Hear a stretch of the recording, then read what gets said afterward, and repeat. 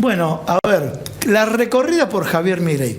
Yo dije, fuera del aire vamos a hacer la recorrida, primero fuera de lo político, tal vez los aspectos del Javier Milei que no conoce a la gente. Yo le quiero confesar a ustedes, sí, porque a veces, viste, en la televisión parece todo, no, va solamente por lo libertario, por su ideología, etcétera, con quién está a favor, con quién está en contra, y de pronto voy al lado humano. Sí, lo queremos conocer. Conocí a la hermana. Es que soy un ser humano. Antes de saber pero yo Milei, digo, claro, digamos, en especial y en primer lugar, soy un ser humano. pero- Conocí a tu hermana. Esto quiere decir que lo han acompañado, sí, van a comentar en otra Sí. señal, en Crónica. Domingo, una vez lo acompañó el papá, otra vez lo acompañó la hermana. Y bueno, por el lado humano, ¿qué opina el entorno tuyo de que te metiste en la política? Bueno, a mi hermana no le resulta muy simpático. No le resulta muy simpático que digamos. ¿Por qué? Bueno, porque Cari, digamos, ella, el jefe maneja todo, literalmente todo. O sea, yo me dedico básicamente a leer, escribir y hablar nada más.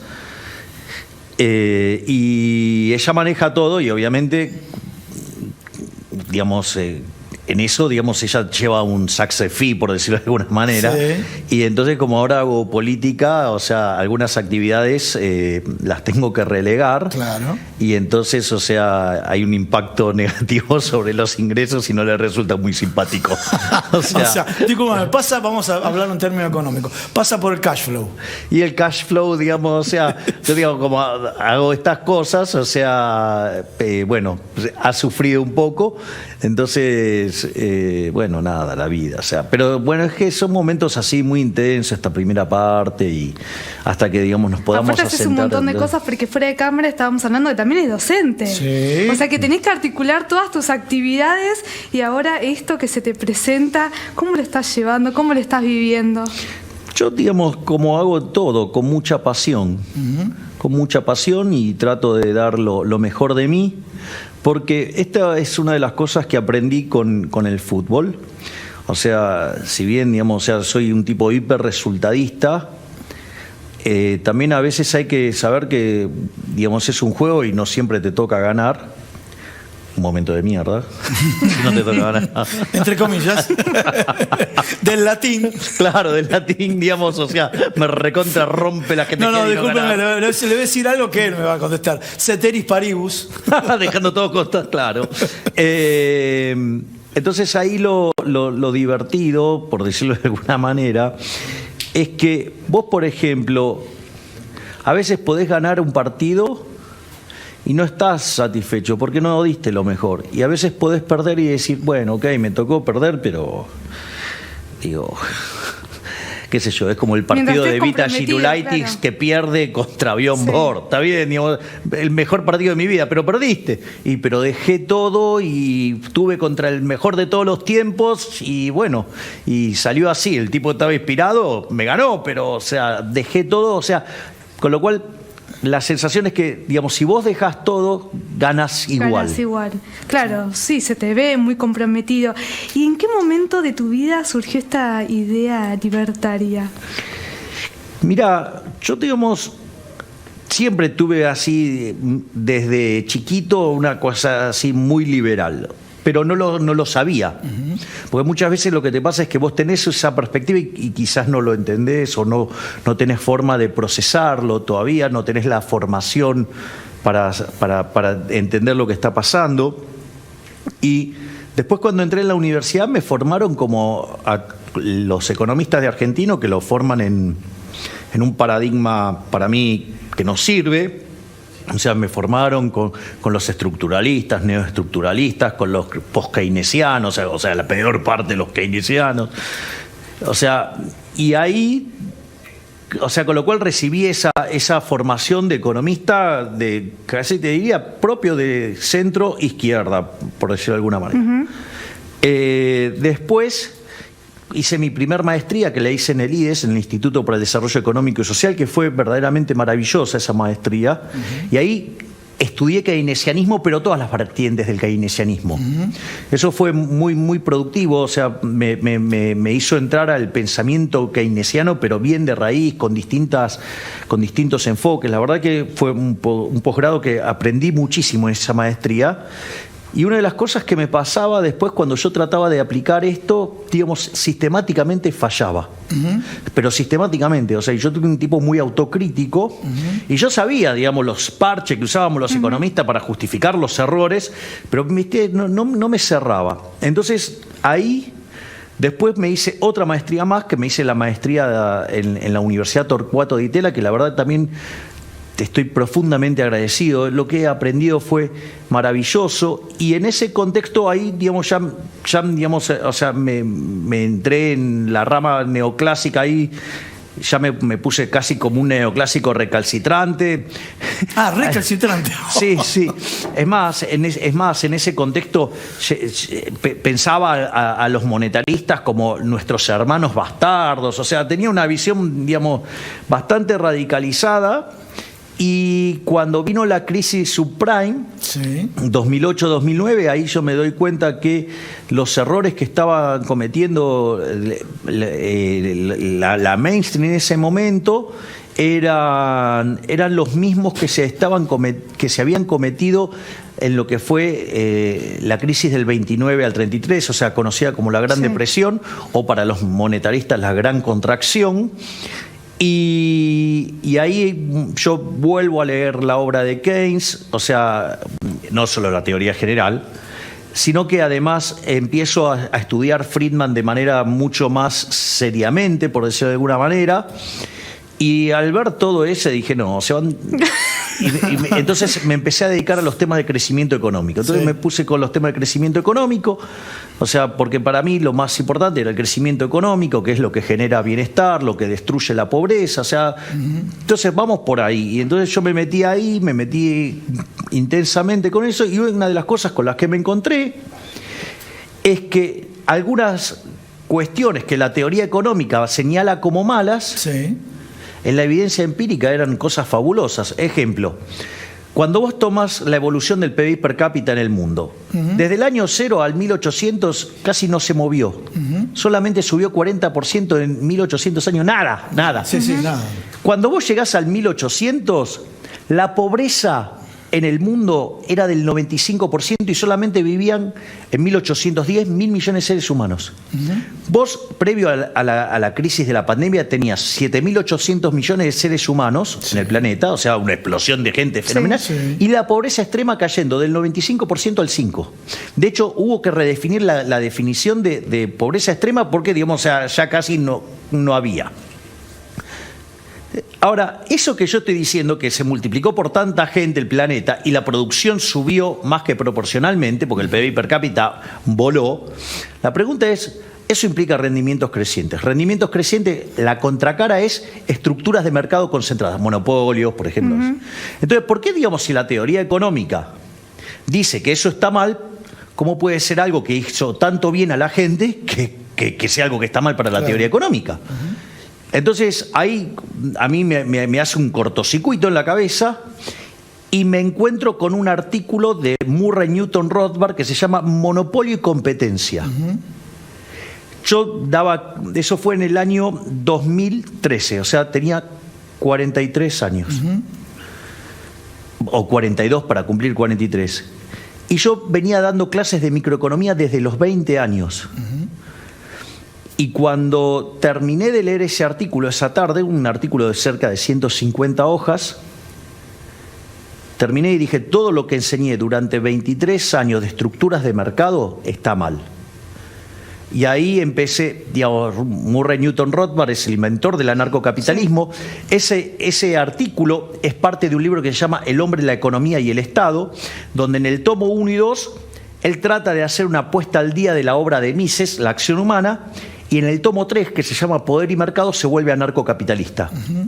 Empecé a leer eso y un camino de ida. Acá está. Te atrapo. Está muy bueno el desarrollo, porque cómo vos vas viendo un cambio de paradigma, ¿no? Vos lo que me estás manifestando es un cambio de paradigma, ¿no? Exactamente, era una frustración permanente en lo que era la aplicación y errar, aplicar y errar, Claro. aplicar y errar. Y ahora, disculpa, y ahora te hago un paralelismo para que, viste, la gente, vos estás hablando de la teoría económica, bueno, para ir al llano, vamos a hablar, que vos lo mencionas mucho en las entrevistas, de Alberdi hasta ahora, ¿qué pasó?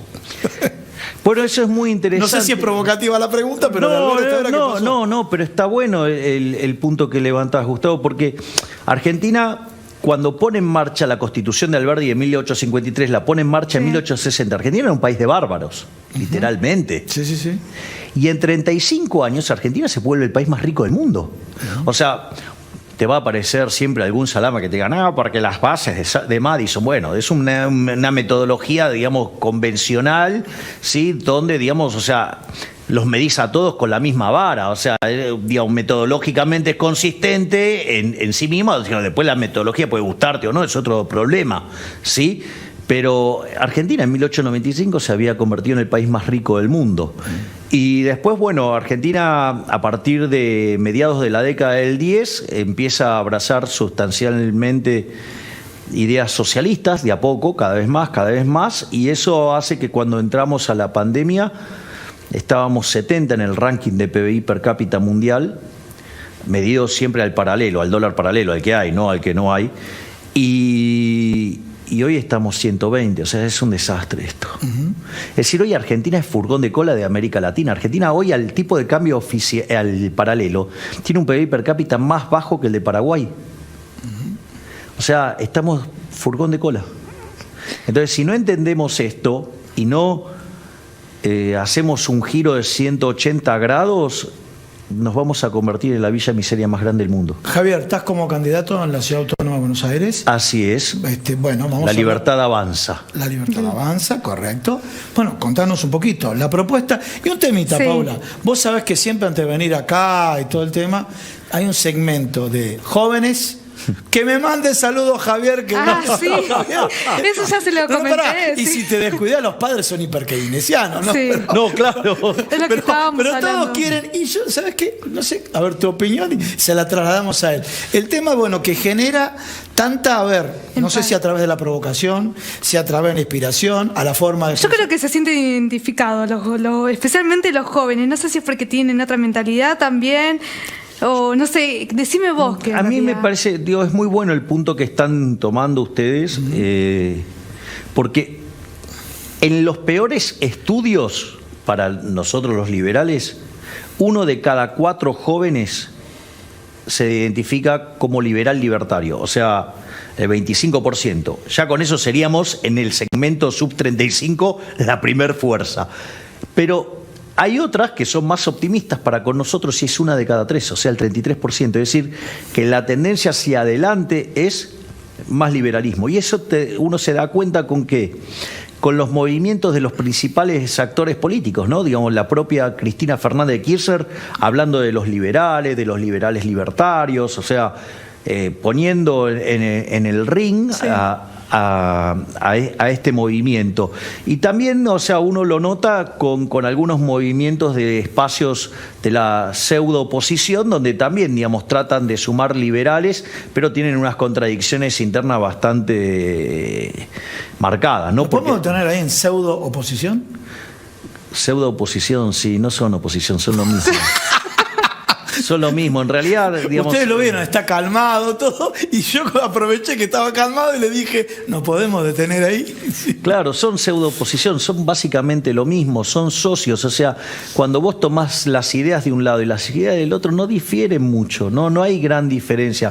Para mí la verdadera grieta es entre la casta política, o sea, la oligarquía política, la corporación política y los honestos que vivimos del fruto de nuestro trabajo. Esa es la gran distinción. O sea, porque nosotros, o sea, vos en el sector privado solamente podés ser exitoso sirviendo al prójimo con bienes de mejor calidad o mejor precio. Eso no vale en el Estado. En el Estado, digamos, fuente compulsiva de ingreso, impuestos. O sea, entonces, eso hace que la forma en que vos te financias está en los medios del mercado, que es esto, digamos, de ganarse, digamos, el pan con el sudor de la frente, o sea, tratando de generar buenos productos, o sea, sirviendo al prójimo conviene mejor calidad, mejor precio, y están los medios políticos, o sea, el robo. O sea, porque nadie paga los impuestos voluntariamente, por eso se llaman impuestos. Sí, de hecho vos los considerás como un acto de violencia institucional. Bueno, pero digamos, o sea, si uno paga los impuestos va preso. A ver,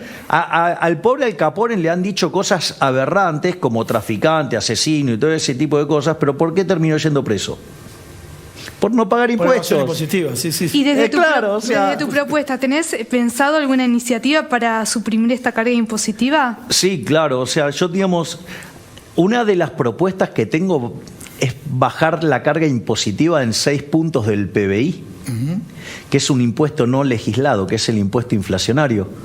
O sea, una de mis propuestas es arrancar con lo que sería una reforma del sistema financiero para poder a la postre terminar eliminando el Banco Central. El Banco Central nos roba con impuesto inflacionario 6 puntos del PBI.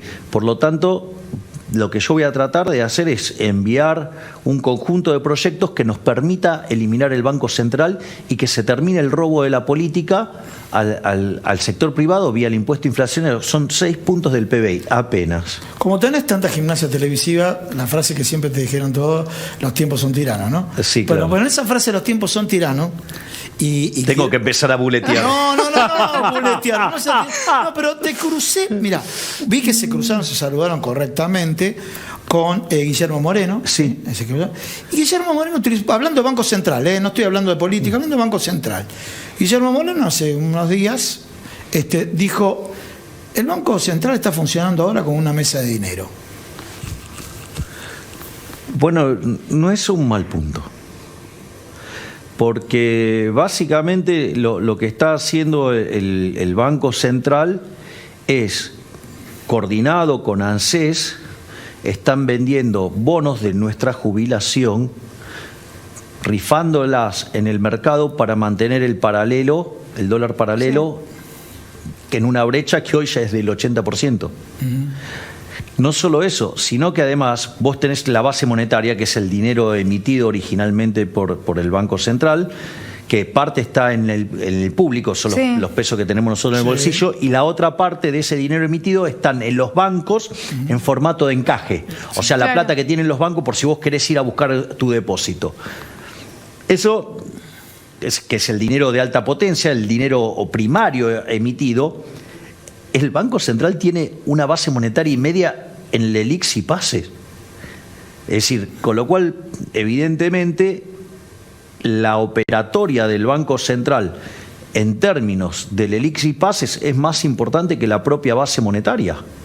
Y si además a esto le sumás la dominancia fiscal, es decir, el déficit fiscal que tenemos y que lo financiamos con emisión monetaria, bueno, está claro que el escenario es complejo. Tremendamente complejo, porque si vos pudieras en una situación crítica multiplicar por 3 veces y media la cantidad de dinero y tenés un problema de sobrante de dinero de 3-4 veces, porque digamos la demanda de dinero debería ser 3-4% del PBI, es 10-12, dale, 3 por 3,5 se llama, digamos, eso te da 10,5, eso es una inflación reprimida de 950%, eso es una explosión complicada. Como tenemos que cerrar, ahí a cámara, a tu gente, decirle o el mensaje a los jóvenes o a tu gente. Bueno, básicamente lo que yo les quiero transmitir es que hay una luz de esperanza y esa luz de esperanza tiene que ver con volver a abrazar las ideas de la libertad. Si volvemos a abrazar las ideas de la libertad, habrá prosperidad, bienestar, habrá paz entre todos los argentinos. Por lo tanto, Argentina tiene un futuro que no es el de una villa miseria, ¿sí? Sino que hay un futuro próspero por delante, solamente si ese futuro es liberal. Muchas gracias.